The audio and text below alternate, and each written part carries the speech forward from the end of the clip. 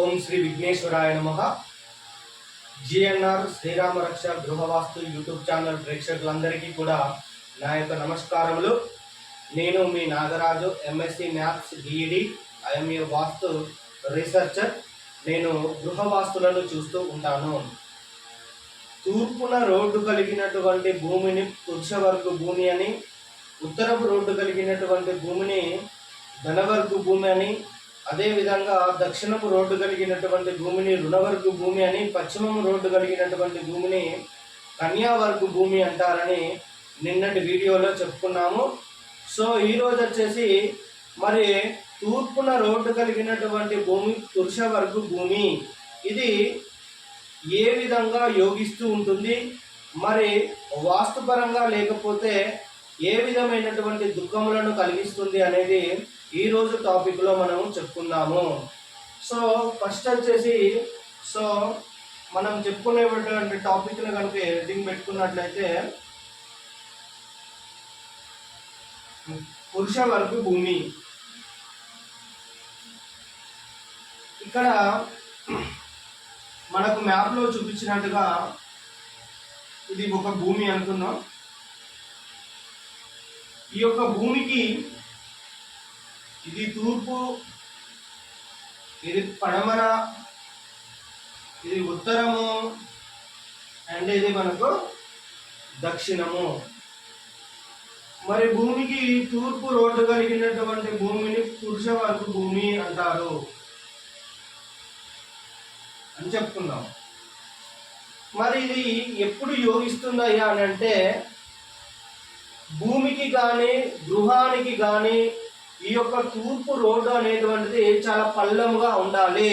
అంటే ఈ యొక్క భూమికి కానీ ఈ యొక్క భూమిలో గృహ నిర్మాణం కనుక చేసినట్లయితే గృహం యొక్క పునాది కంటే, గృహం యొక్క బేస్మెంట్ లెవెల్ కంటే ఈ యొక్క తూర్పు రోడ్డు అనేటువంటిది చాలా పల్లంగా ఉండాలి. అదేవిధంగా దక్షిణము పశ్చిమములు అనేటువంటివి ఉచ్చస్థితి, మెరక అంటే ఎత్తుగా ఉండాలి.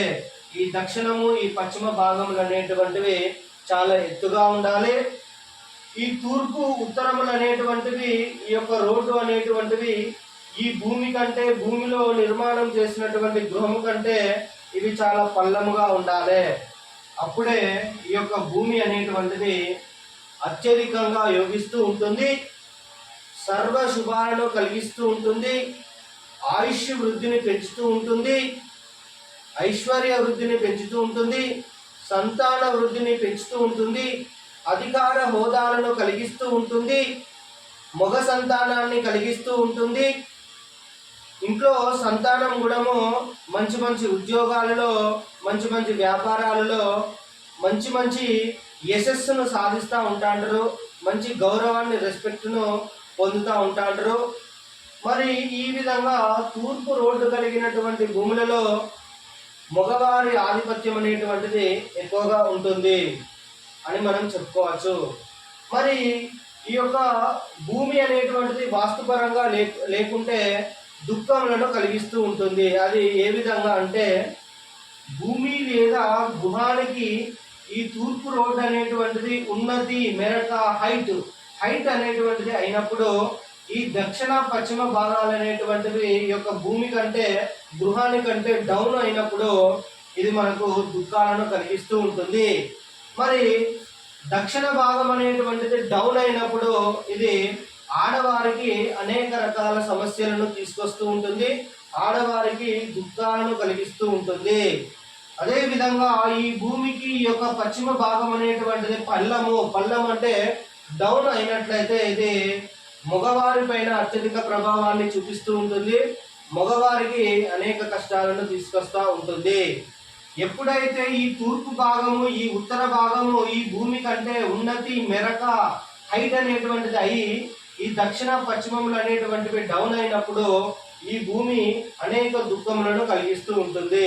కాబట్టి వాస్తు శాస్త్రము ప్రకారము ఈ యొక్క తూర్పు రోడ్డు కలిగినటువంటి భూమి, అంటే ఈ యొక్క భూమికి ఈ తూర్పు రోడ్డు అనేటువంటిది ఈ యొక్క గృహము యొక్క బేస్మెంట్ లెవెల్ కంటే ఎప్పుడు కానీ డౌన్ గానే ఉండాలి. ఈ యొక్క తూర్పు ఉత్తరములు గుణము ఎప్పుడు కానీ డౌన్ గానే ఉండాలి, అంటే పల్లం గానే ఉండాలి. ఈ దక్షిణ పశ్చిమములు అనేటువంటివి ఎప్పుడు ఉన్నతిగానే హైట్ గానే ఉండాలి. అప్పుడే ఈ భూమి అత్యధికంగా యోగిస్తూ ఉంటుంది. అయితే ఇక్కడ నేను మ్యాప్ లో చూపిస్తాను. ఫర్ ఎగ్జాంపుల్ ఇది నిర్మాణము గావించేటువంటి గృహము అనుకుందాము. ఇది నిర్మాణము గావించేటువంటి గృహము, నిర్మాణం గావించేటువంటి గృహము. ఈ నిర్మాణము గావించేటువంటి గృహానికి ఇది తూర్పు రోడ్డు, ఇది తూర్పు రోడ్డు అయింది.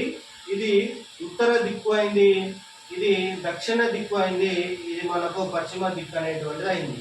అయితే ఇక్కడ నిర్మాణము గావించేటువంటి గృహము యొక్క బేస్మెంట్ లెవెల్ కంటే కూడా ఈ యొక్క తూర్పు రోడ్డు అనేటువంటిది డౌన్ అయి ఉండాలి.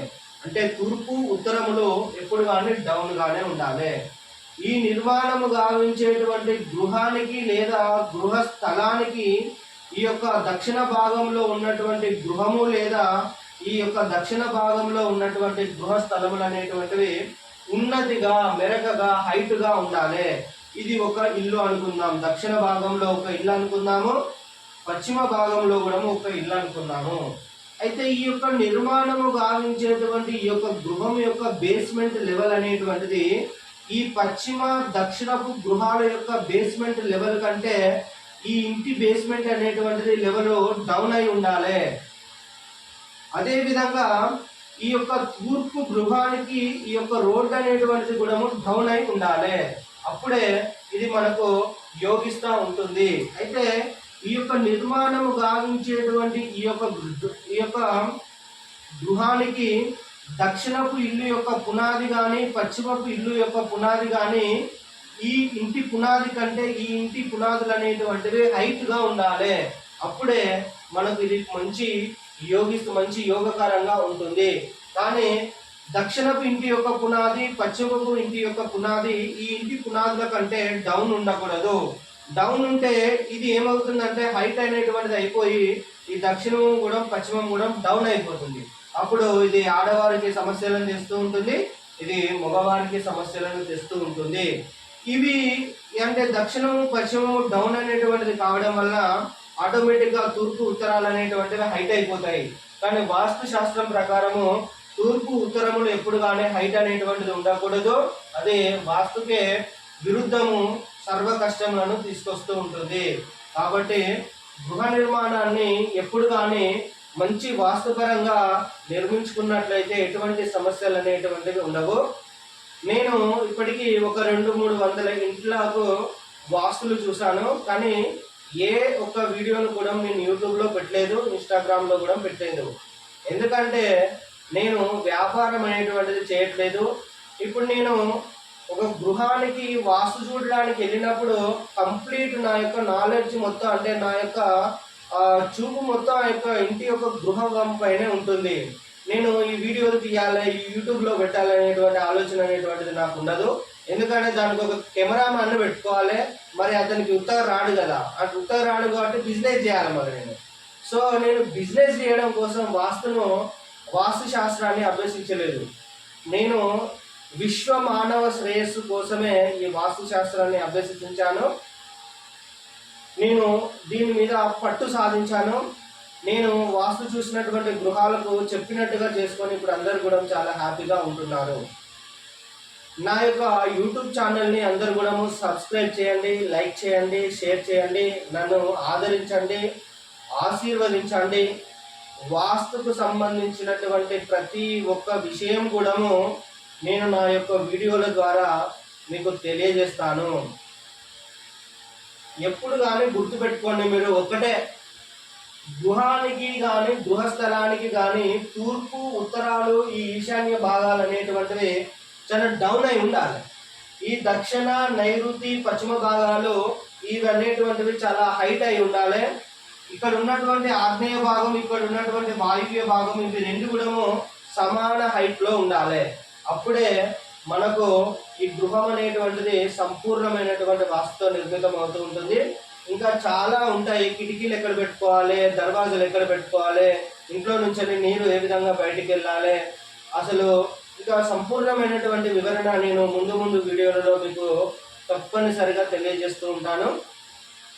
నాకున్నటువంటి వాస్తు నాలెడ్జ్ని మొత్తం ఈ యొక్క వీడియోల ద్వారా మీకు అందిస్తూనే ఉంటాను. నా యొక్క వీడియోలను ఫాలో కండి, మీ యొక్క గృహవాస్తును సరి చేసుకోండి. ఎవరి మీద ఆధారపడవలసినటువంటి అవసరం అనేటువంటిది ఉండదు. సో ఈరోజు మనము చెప్పుకున్నటువంటి టాపిక్ తూర్పున రోడ్డు ఉంటే దాన్ని మనము వృక్షవర్గ భూమి అంటారు అని చెప్పుకున్నాం. ఇది ఏ విధంగా ఉంటే యోగిస్తూ ఉంటుంది, ఏ విధంగా ఉంటే యోగించదు అనేది కూడా నేను ఆల్రెడీ చెప్పేశాను. ఓకే.